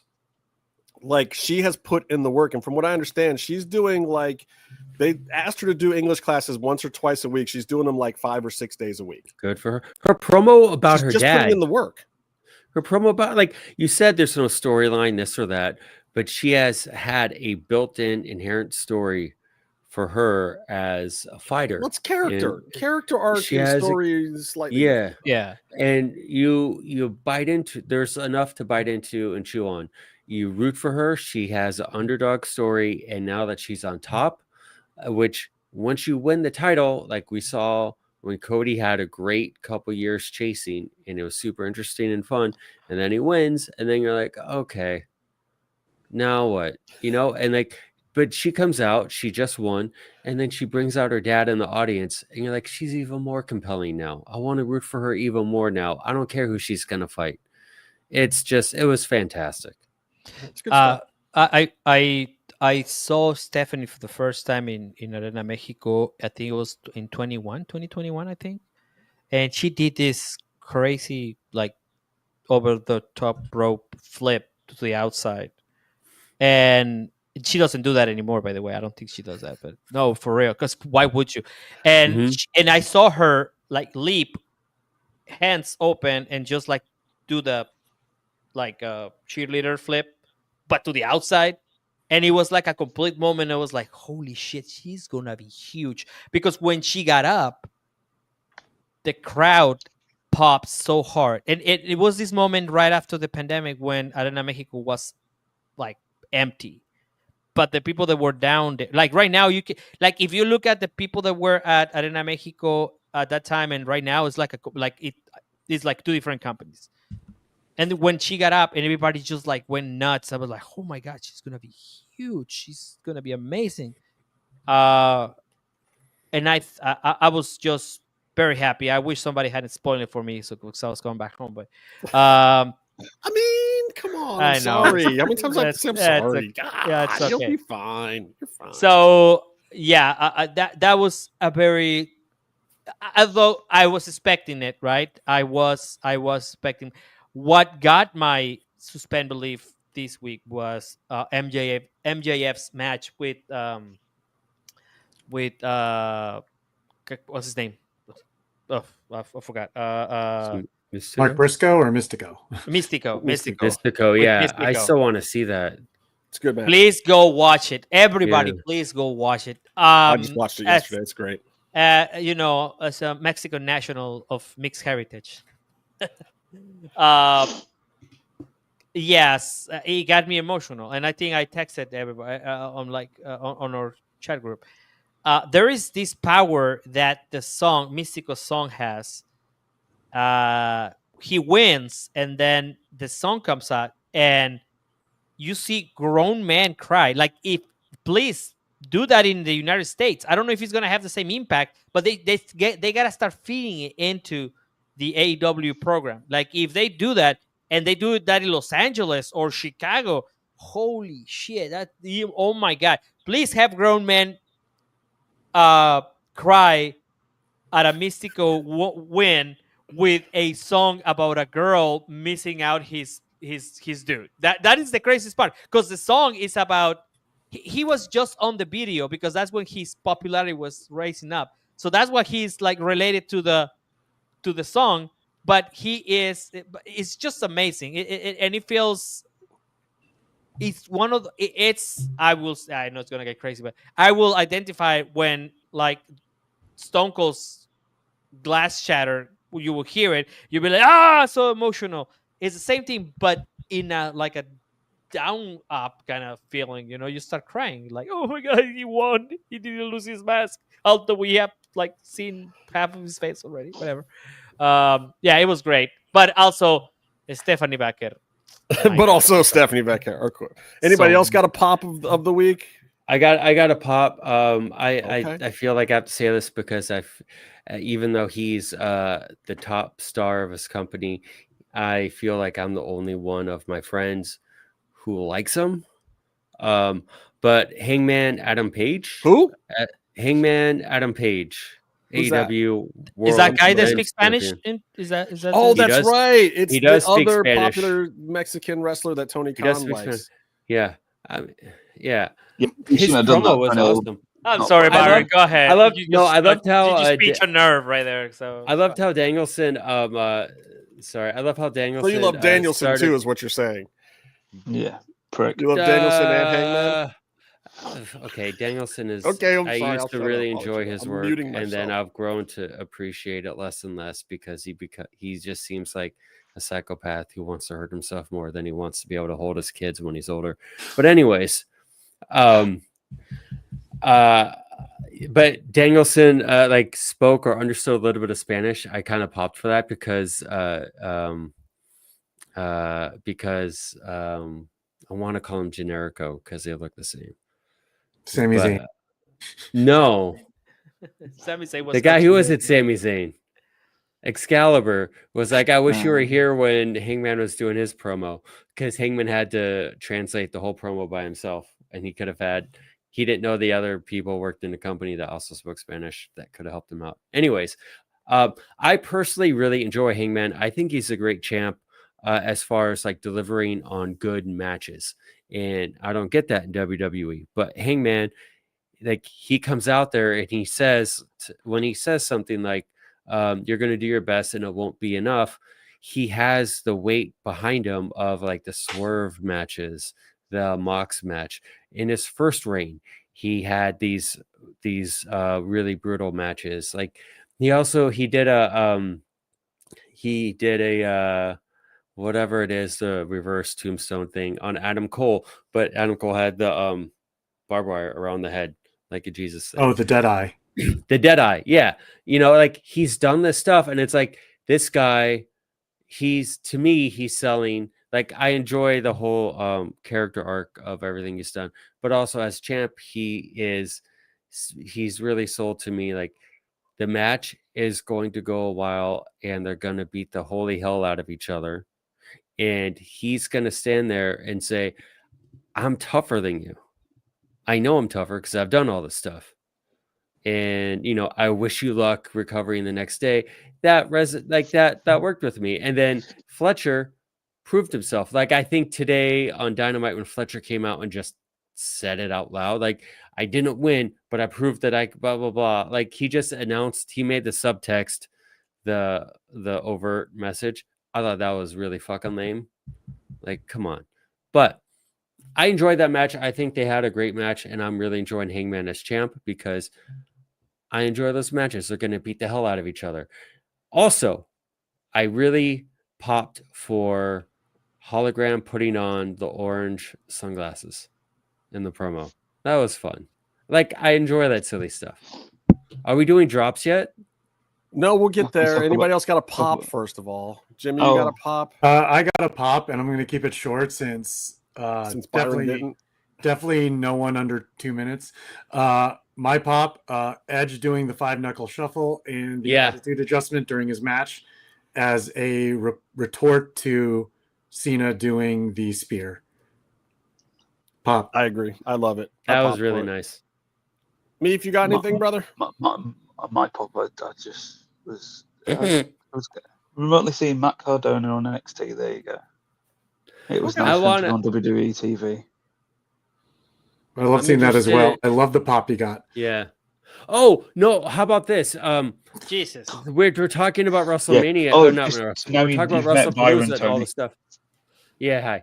I got 17 minutes of a 2-minute take. We were talking about Cena and WrestlePalooza and all this other dumb bullshit that doesn't fucking matter. The NXT closing segment with TNA running in Yeah. and pretty much anything else in NXT, way more entertaining and engaging than anything on WWE TV. How about that closing segment? Someone else talk. Weren't now. you the guy that just told us the other day that you haven't watched NXT in like NXT. 4 years?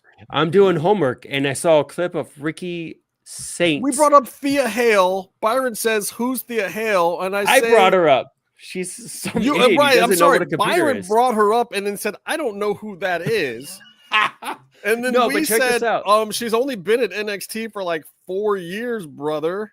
That's fair. Since she Also, was like 18 years old. She wrestled fair Thunder critique. Rosa and AEW Dark, and then went to NXT, Oh, and yeah, then okay. like is been like a star, but she's only 22 years old. And Byron's like, "Who is Thea Hale?" And we're like, "Oh my god, bro!" I didn't I like say the fact that NXT. Byron doesn't understand that 22-year-olds don't understand how anything works anymore. It's like this. He thought he was like, "Oh, she's acting like a 50-year-old." No, she's acting like a 22-year-old girl. They don't know Yeah. the computer. I'm pretty sure it was a Gen joke Z. anyway. By the way, I'd like to point out the irony of that segment worked great at the end of NXT, but the irony is that all the majority of those TNA superstars all live in Orlando because they all used to work at NXT. NXT. Yeah. That's a great point. I also, you guys are talking about this, and I'm going to bring this up. Did he just do a double also? Yep. Yeah. Yeah. So so they do Does. that, and then they do the NXT title gimmick where Starks comes out and looks at it and humps the table. He fucked the table, right? He did. And then, Well, and actually, then, he didn't really. It was more because they didn't clock He was- Oba on the other Yeah. side trying to pull himself up. Because Yeah. bad camera work, it's happened all weekend. Continue. but you Yeah. guys told me how blown up he was, and then the only thing I could think of it in that bit where Ricky and him are facing off. Ricky's acting tough and acting like the challenger, and Oba looks like he's just trying to fucking breathe in the entire bit. He's a big dude. You need a lot of oxygen for all those muscles. Somebody should have ran him an inhaler, brother.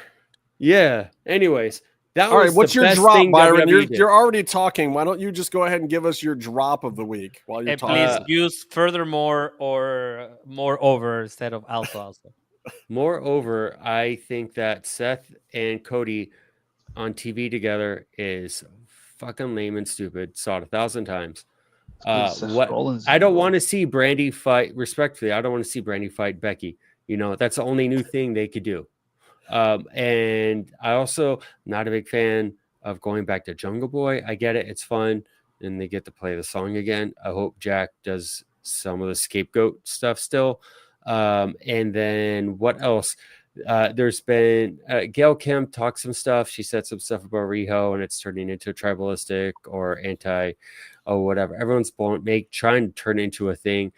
I don't think it's a thing. I think she has valid points. I think Kenny defending Rio had valid points.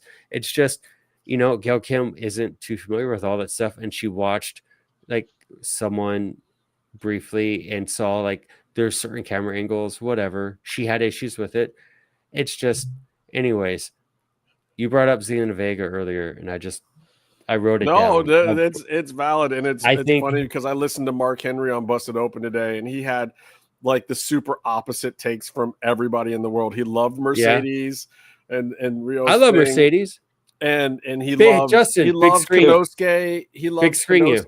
No, I'm just, and he loved Konosuke and Yeah. Okada and Dorada, Mark which was Henry not bad. also- It was Also, when he doesn't talked think about it like, Raja Jackson's in the wrong. So well, Mm.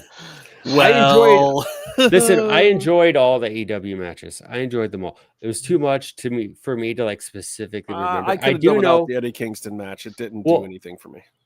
I like Eddie Kingston. I'm a big fan, but yeah, I had no place that on was that show. It didn't feel like it was time, like it needed to happen at that moment. But All also the first two matches wait, of you the did AEW, also they're heretofore known as they're heretofore. The first two matches of the AEW pay-per-view had botched Byron, finishes, but they had Byron, can you just shut post-match the fuck up gimmicks for one that covered second? them up. You just shut the fuck up for 1 second, Byron. I know it's difficult.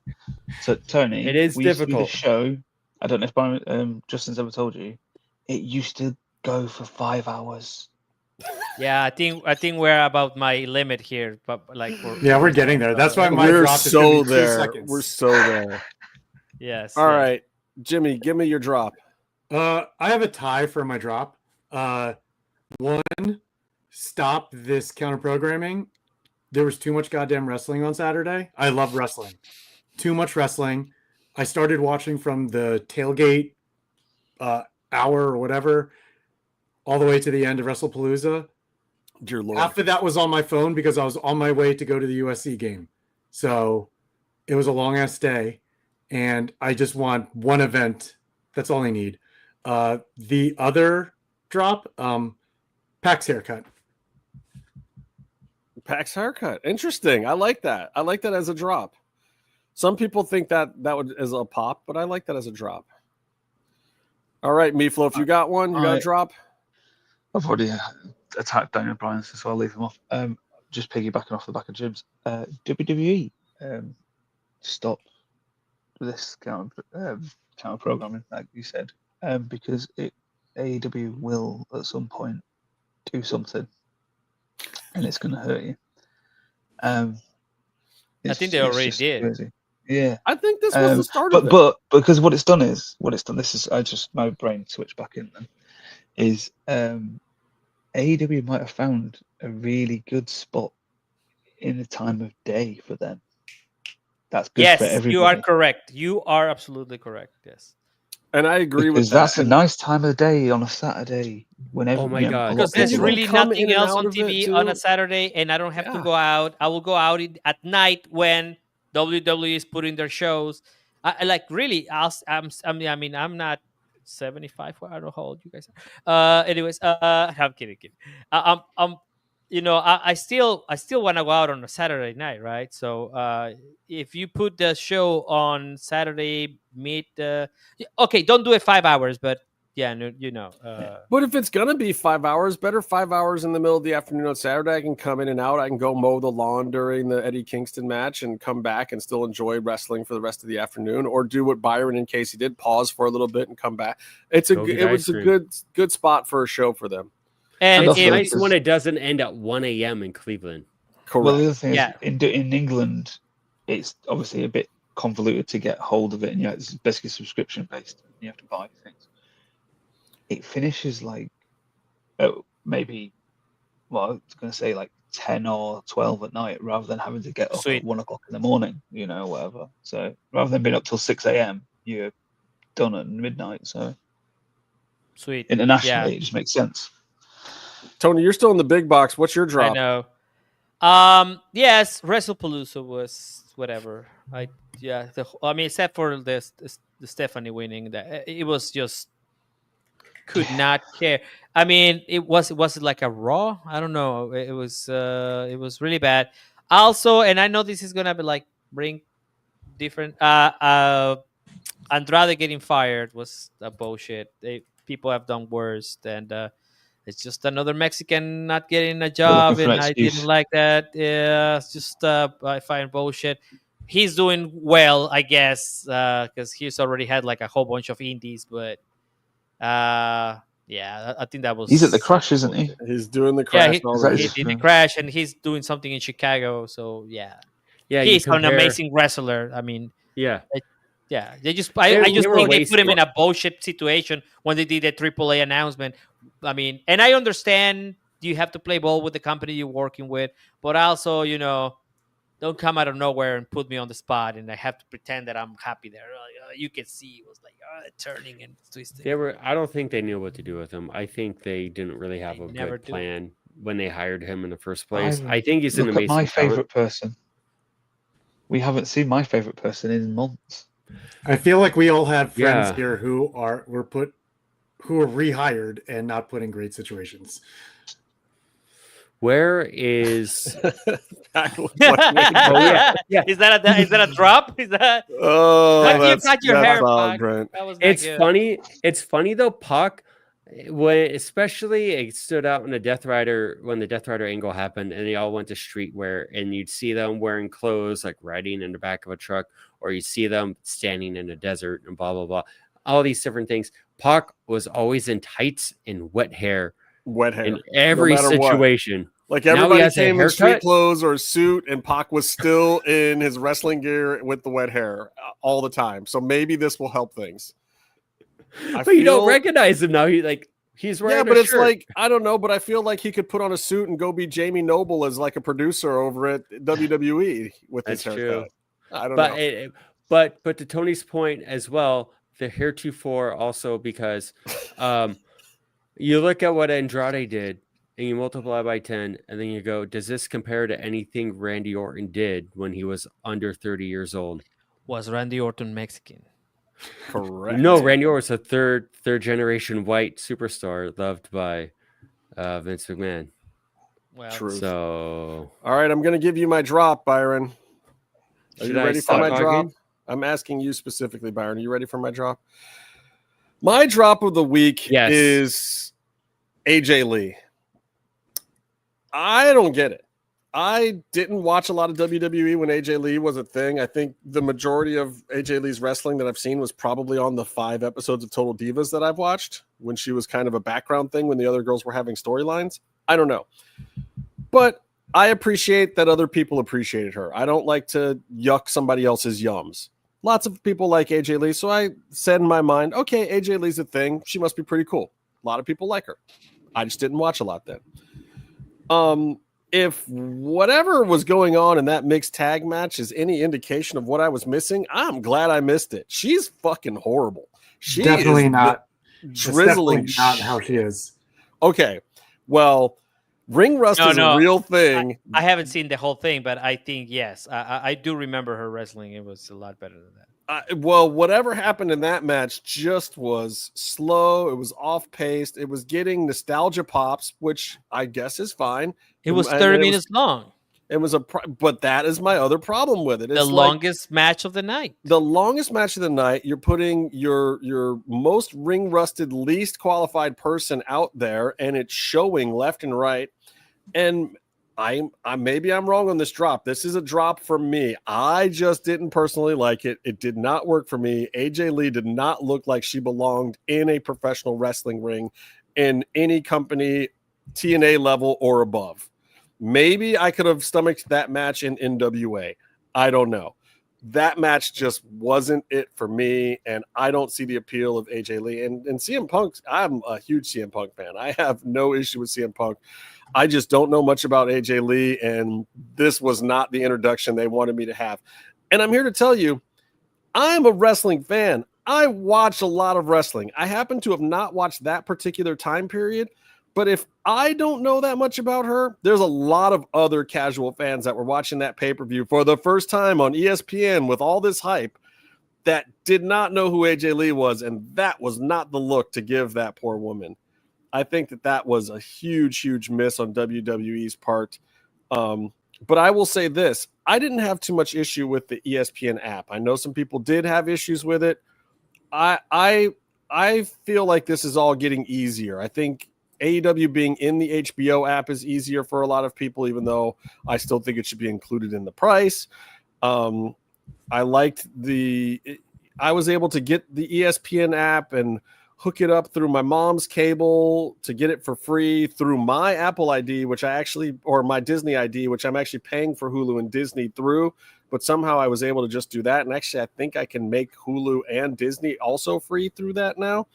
So I might be one of those rare few people that's actually going to pay less for wrestling now than I was paying before when I had, Peacock and Hulu and Sling, and I might actually be paying less or just logging into Tony's VPN.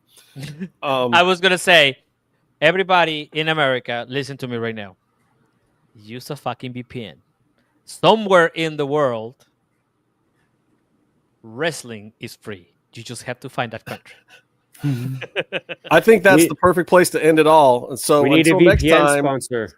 Oh, Jesus Christ, we don't. We don't, we don't need you to say VPN, anything else ever again, ever. I have something to say. Byron, what is it that you have to say, Byron? Penis. Is that really what you have to say? Until next time, stay calm and stay